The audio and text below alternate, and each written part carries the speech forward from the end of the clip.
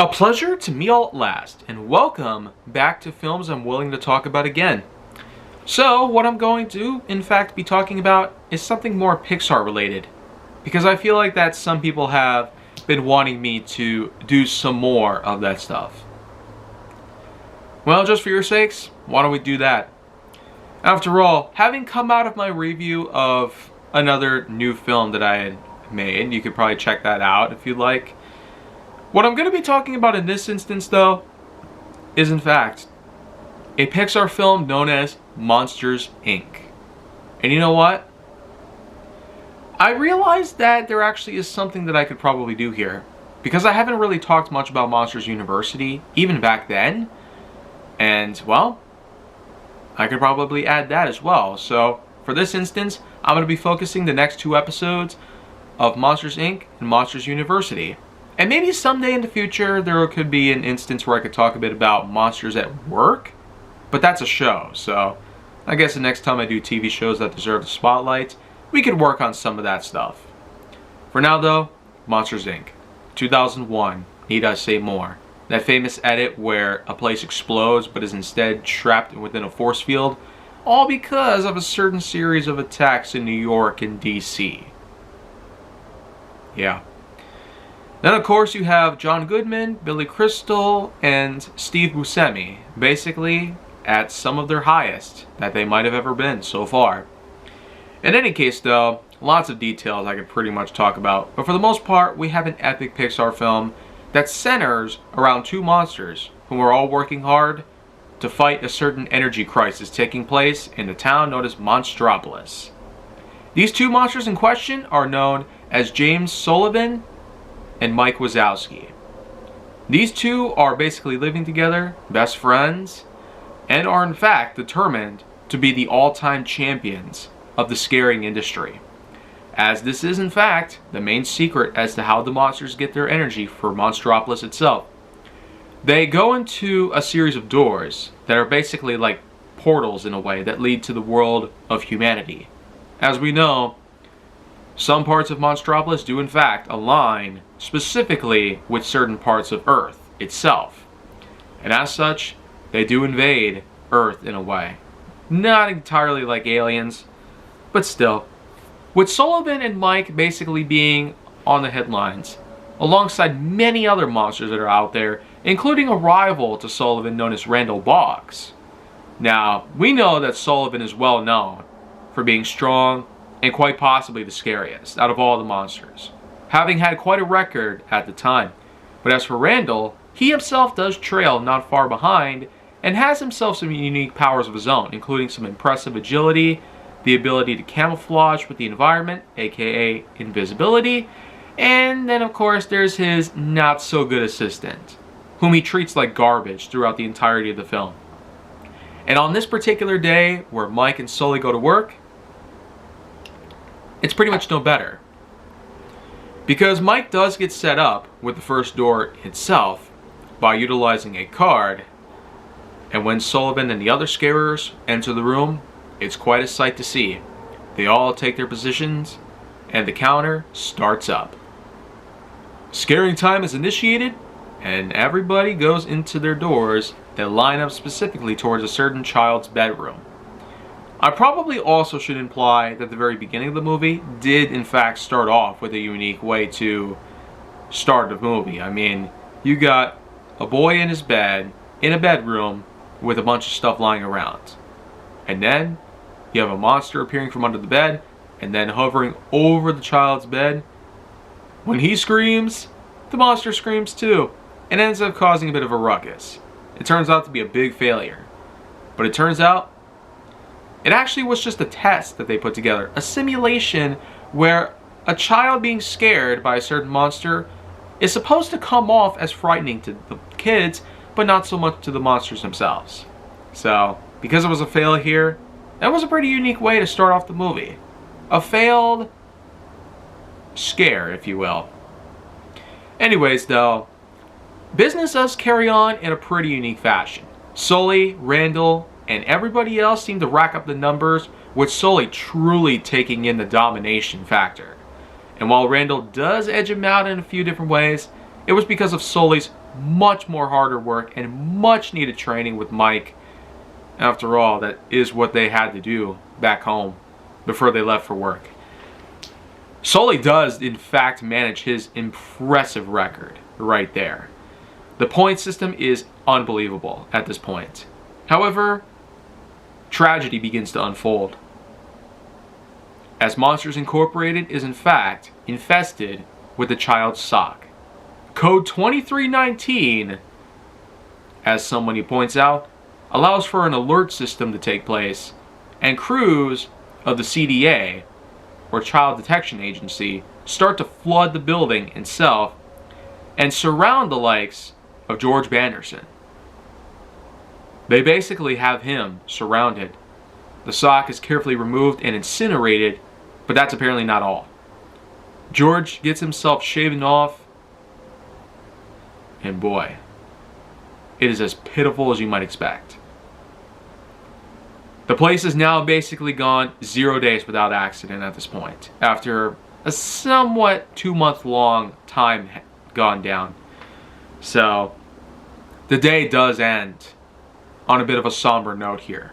It really makes you feel bad, because the monsters were all encouraged to believe at the time that children were heavily toxic to them, and that any contact, physical or whatnot, could result in death. It was highlighted at a few different times, especially with one monster having to get rid of a certain door because it was defective, and the child was just unscared.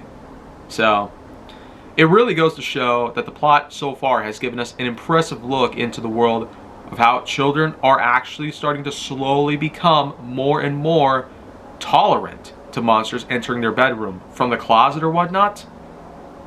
It doesn't really matter at this point, right? The energy crisis is something that is already affecting Monstropolis to a point where it's in a not so good place.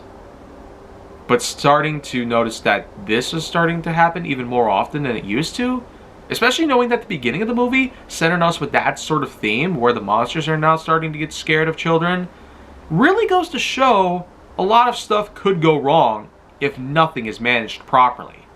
But hey, that's when Mr. Waternews, the boss of James Sullivan, as well as most of the other monsters at this point, does have some discussions with Sullivan himself.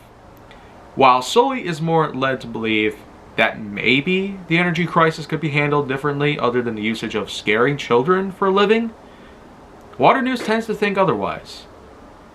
Anyways though, they're all set to lock down for the night.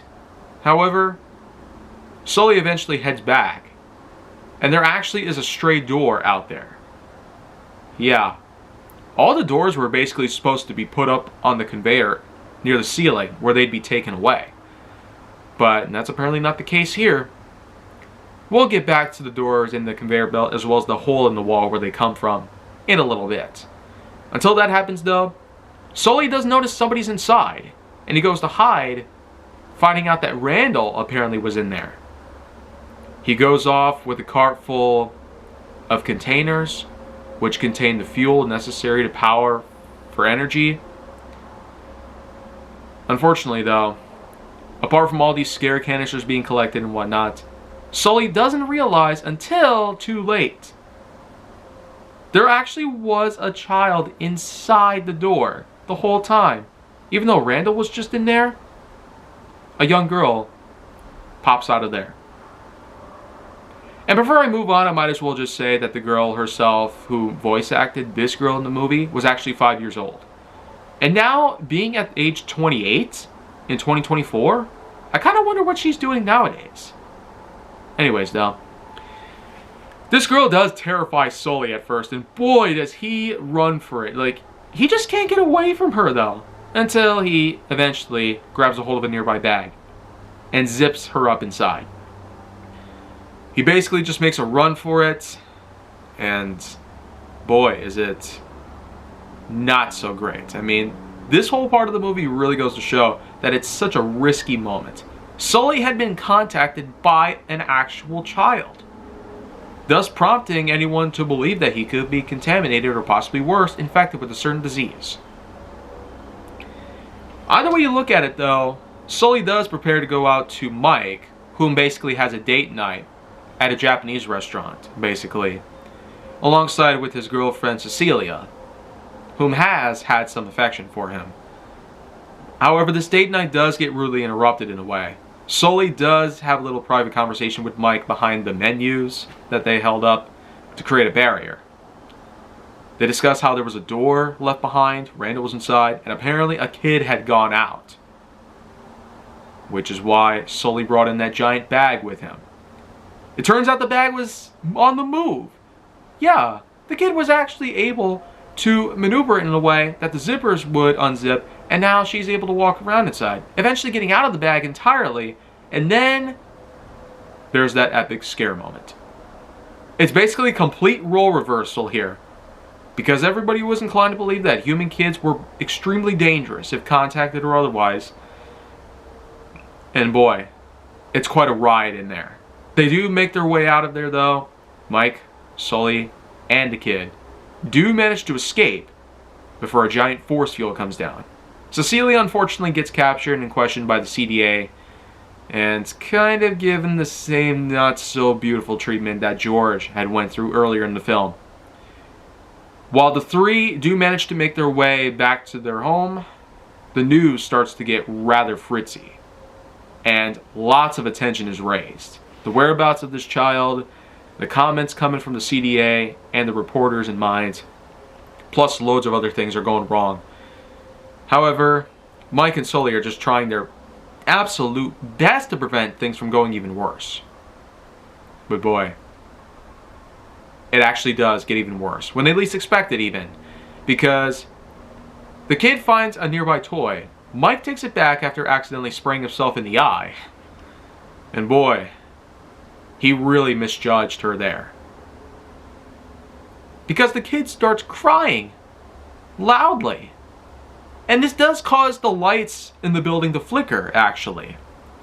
I guess you could say that her crying has an effect on the power system. But it only does, you know. Things do actually start to get more interesting at this point. Helicopters shine their lights in the building that's flickering. Mike closes the blinds, desperately trying to get them to go away, which they do, thankfully. And basically, when Mike ends up injuring himself, this causes the kid to laugh. This time, the lights flicker so badly that the transformer blows, and the entirety of the power is cut. Yeah, the whole place just blacks out because of her laughter. And you know what? This is another critical detail that does become more important as the story progresses. But for now, Mike and Sully are just in that building with no power, some candles, and a load of papers that Mike starts to try and jot down some notes and discuss a certain plan to try and have the kid removed before it's possibly too late. Meanwhile, Sully is able to, in fact, convince the kid, whom was eventually given the name Boo, that he can basically get her to go sleep, as she does exhibit signs of needing to get some rest. Which is basically what does happen. She does sleep on his bed, though, believe it or not, even though he did prep an area for her in the corner. So, he unfortunately had to deal with it. Then, of course, there's actually the moment where Boo does reveal a drawing that she made, which apparently is Randall. Yeah, Randall was actually her monster. That door in particular was meant for Randall. So it becomes clear that Randall was technically cheating on the scare canister collection. It might explain why he had loads of them. Or maybe something else entirely. How else did he get a hold of so many of those cans at once and took them all away? Who really knows? In any case though, it's pretty interesting that Randall is actually Boo's monster. And because Randall is rivals with Sully, it's just weird that Boo somehow gets herself involved in all this, now being more attached to Sully instead of Randall, whom is her monster after all. In any case though, after some struggling, Boo finally goes to sleep, and Sully and Mike can just rest easy at this point. However though, tomorrow does become a bit questionable here. After all, They do find a costume to disguise Boo as they bring her back to Monsters, Inc., hoping to try and get a hold of her door and hopefully to get her back to her bedroom, where she could be out of the way now. And this would have probably helped alleviate the issues that were at hand in Monstropolis as it is. But it unfortunately does escalate into a series of issues, because Boo wanders off, Mike tries to deal with Cecilia again, and after some more problems start to escalate around, especially with Randall and the CDA, and even Mr. Waternoose himself is starting to get a bit more pry bar on the likes of Mike and Sully. Yeah. They obviously don't know that Boo is a human child because she's in the costume again, and she of course had wandered off from them. Sully unfortunately did believe that she was smashed by the nearby trash compactor, and boy, that cube of garbage did look like good evidence.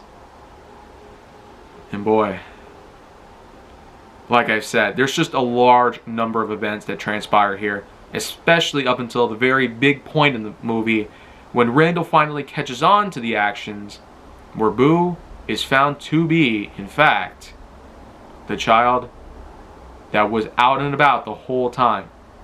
There apparently was a plan from him to have the door out and about.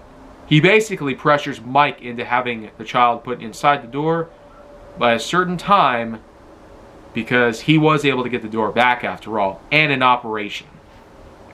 When Mike and Sully do make their return though, with Boo close by, Mike goes in hoping that it'll go well. Unfortunately, he gets snatched up by a certain somebody who's off screen, or better yet, off door, because we don't see who's there, and he's just locked in a crate. Yeah, Mike's captured. They don't know that though. In any case though, Sully and Boo do manage to make their way through the system leading to pipelines, and the innards of the building itself, mostly for maintenance workers, where apparently the likes of Randall, his assistant, and Mr. Waternoose are apparently involved in a certain scream extraction. Yeah. They apparently were going to milk the likes of screams from everybody they were going to capture. So it all starts to make sense here. Boo was being harbored by Mike and Sully because they intercepted Randall's overall plan to go in through the doors and collect the children inside and kidnap them and use their bodies to collect scream fuel for the canisters. That would probably explain why there were all those canisters in that cart that Randall was carrying that night. That would probably explain the sort of grimace that Mr. Waternoose might have had. After all, he technically would have allowed this to happen, but it becomes even more prevalent by the end of the movie. In any case, though, Sully apparently finds out about this, manages to get Mike out of there, but eventually they're intercepted by Mr. Waternoose. He does reveal that he is part of this after all, and completely involved in Randall's inaction with all these kidnappings and whatnot, and basically has them banished to the Himalayas in Nepal. Yep. This is where Mike and Sully encounter an abominable snowman, voiced by John Hamm. Yeah, John Ratzenberger himself, who played Hamm, who played loads of other characters over the years. This is his character in Monsters, Inc. A while before he did Mac, a while before he did that construction worker from Up, a while before he did lots of other things, Ratzenberger is definitely known to be a Pixar prodigy by this point. Above all that though, while the Abominable Snowman is able to help them out in some ways, Sully plans on getting to Boo no matter what the cost. And Mike sure does disagree with him. He really does believe that had Sully listened to him the whole time, they probably wouldn't have ended up in this mess, this predicament of all cases. However, Sully does manage to make it back through a nearby village, which just so happened to have doors, so that way George Manderson and his friend could have actually had the chance to get somebody scared without George getting in trouble with the CDA. And so Sully bursts through the door, unfortunately landing George with another sock. Thankfully, he's able to prevent any alerts from being put out. Yeah, he's had to deal with this twice now. with the second time being in the restroom, when some items from Boo's room ended up getting put on him. Yeah. Kind of a coincidence that George happens to be taking a lot of brunts when it comes to contact with human-related items. Above all that though, Sully makes his way back to those same pipelines where Boo was now being harvested. All the screams that she has to give to that machine. Sully forcefully destroys the machine, rescues Boo, and even though Randall goes in to stop him, even going in to attack him with his invisibility power, and even chokehold him, turns out Mike was there. And boy, using the power of snow cones, he is able to, in fact, take down Randall with one hit to the face. Yeah. Just when you thought that Mike couldn't have gotten any more angry with Sully. And then, of course, just the fact that it's Billy Crystal overall just makes it all of his dialogue even more enjoyable when you think about all the things he has to say to his friend. They do make it out of there, though. And the three eventually do head back to the doors, with Cecilia announcing that Randall is the new, well, he's the new record breaker after all. This causes a crowd to gather, basically being a diversion tactic, allowing for the likes of Sully, Mike, and Boo to grab a hold of a door and make it out of there. And then, that's where they're going. The door zone. Yep, it is a giant room where hundreds, even thousands of doors are all harvested all over the world, relating to different houses, relating to different parts of the world, including Europe, and Hawaii, Australia, and many other places. Just as we'd seen before with the Himalayas, all these doors happen to lead to a certain part of Earth itself. Regardless of the location though, they head through all these different places in the world just to get away from Randall. It's that classic sort of chase scene that happens to take place with the likes of transitions to different locations. I mean, instead of portals, it's doors that are pre-programmed to arrive in and out of Monstropolis and Monsters Inc. itself. Eventually, when they make it out of there and find Boo's door, they unfortunately have no power to it. And like I've said before, Boo's laughter was actually responsible for igniting the power to the doors. Just as it had managed to black out Sully and Mike's apartment, it also apparently has the power to activate and deactivate the doors, which they're able to use to their advantage in this instance. Just when they can't get Boo's door to work though, it does start to move on its own. And well, it turns out Mr. Waternoose and company have actually managed to bring the door back, thinking that Mike, Sully, and Boo would be right there. And the crew would be down there along with CDA agents waiting for them to confront them and have them escorted out of Monstropolis. Taking them into custody and whatnot, yeah. They had managed to defeat Randall though, after some dire circumstances have come through. But just when you think that it could have been easier, it just does not. With Mr. Waternoose basically tailing on them, they do come up with another plan. Mike basically holds the empty costume. And they think that Boo is inside, but just when it starts to look like they're about to comply, Mike tosses a sock at the CDA agent, causing a big pileup to happen. And this does build up a classic diversion, which he's able to slowly creep out of there and then run away. The agents follow him, but they don't realize that Sully is still there, and that Boo was actually in his hands the whole time. Waternoose finds out about it, but he just can't get the agents to follow him and head towards Sully's direction instead. Sully is in fact able to hold Boo in one hand and her door in the other hand when the efforts to go to the room where in fact the testing phase is supposed to take place. Yeah, those simulations that you remember from the start of the movie. This door was going to be used in place of another door, and even though they were able to safely barricade the door and tie on a nearby pipe to prevent Waternoose from getting in and capturing Boo again, it just seems they just can't get out of there no matter what they do. Sully is able to successfully get Boo to bed, but Waternoose just proves way more vigilant than ever and notorious. He explains to Sully that he's known too much, and that she's known too much as well. Throughout all of Monstropolis' history, it sure was a ride for the ages. But yet, Waternoose is more than determined to kidnap lots of children, no matter what happens. Even if he has to take out Sully once and for all. Well, in a shocking twist, it turns out Waternoose is grabbing hold of that same child who was in part of this simulations.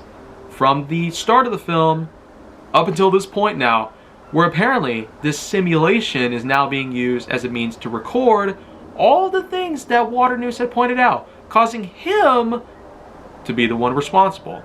Yep. Turns out Randall was only a small part of the whole thing. Waternoose was secretly putting up this sort of cover operation to collect as much Scream canister fuel as possible via this little process of kidnapping children out of their homes to collect as much energy as possible. Yeah, so rather than trying to put in all this work here, he's trying to basically use this merciless series of kidnappings as a cover-up to grab more fuel for Monstropolis. That clearly was not okay, by any means. And so he is taken away into custody, but basically, it goes to show, while Sully stopped a certain crisis from happening, he technically allowed the main one in hand, the energy crisis itself, to worsen. Because Monsters, Inc. would practically be doomed without Waternoose himself. Yeah, so all they can do is just stand there. However, a certain character by the name of Roz, whom we had seen a few different times throughout the movie itself, including a part where she was a bit disappointed at Mike for not doing his paperwork. But she basically comes along with the idea that the child must be returned to her room. And at the same time, they could come up with a different idea to create energy for Monstropolis. Boo is taken back to her room. The door itself is shredded to prevent her from ever coming into Monstropolis again. And Sully and Mike are just basically depressed at this point. However, they eventually come up with the idea to use comedy as a form of energy gathering. So, just as we saw in the first film, things actually do turn out much better. Because things do play differently here. Instead of a monster getting scared by a kid, it is in fact a kid waking up to the sight of a monster by his bed. And in this instance, Mike Wazowski is there with a microphone in hand, sitting on a stool, trying his hand at comedy. And believe it or not, it actually is a success. Much like what happened when the Door Zone took place, where Boo's laughter caused the doors to ignite with power, it turns out that Mike and Sully's plan to use comedy as the new form of gathering energy for Monstropolis actually proved to be even more effective. In fact, laughter is actually more powerful than screaming, causing the canisters to be even more full of energy.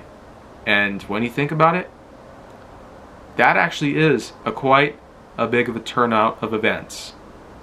Going from screaming children to laughing children goes to show Monsters, Inc. is actually more than just the sum of its parts.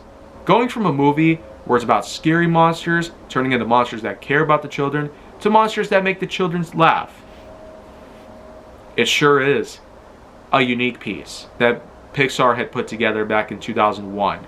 And even after a good long 23 years, it still does make a lot of us happy. And being that we got a prequel in 2013 known as Monsters University, which, like I said, even though I haven't talked much about that film, I probably will have to talk about it now, which I'll probably do tomorrow. Lots of things had taken place in the course of this film. You have a lot of great actors in hand, memorable characters, a unique soundtrack, and most importantly, some big lifelong lessons. Don't take certain rumors and treat them as such. Don't kidnap children. And of course, be on guard at all times. You never know when you're going to have a bad day at work. But all in all, I would be willing to agree that the Monsters, Inc. Comedy Club at Walt Disney World might have been made so because of the ending of this film. And I will say, having been there a few times, it was impressive. The way they were able to make the movie as big as it is and then make a lot of merchandising worth out of it, including theme park rides, Monsters Inc. was definitely a big piece to remember for all time. And of course, as Pixar's history had unfolded throughout the 2000s. So for that reason, we're going to give this one a good 8.3 out of 10.1. And with Monsters University, I'm sure I'll have a lot of things to say about that one as well, since I was able to rewatch it recently. In any case, make sure to like, subscribe, comment, follow me wherever you can find me, and stay on the Hollywood side for more.